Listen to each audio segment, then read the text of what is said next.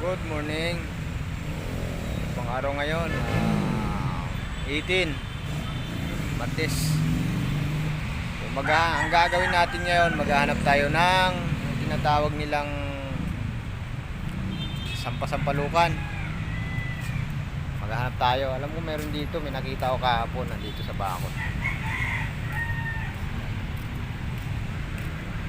Lalagayin natin. Try natin kung maganda daw yun sa panglinis ng mga nakagamot sa kidney. Try natin. So ito. Yan, ito. Yung tinatawag nilang sampasampalukan. Ito. Kukuha tayo. Ayan ayan. Kita nyo. Meron siyang, yung bunga niya nandito sa ilalim. Ayan.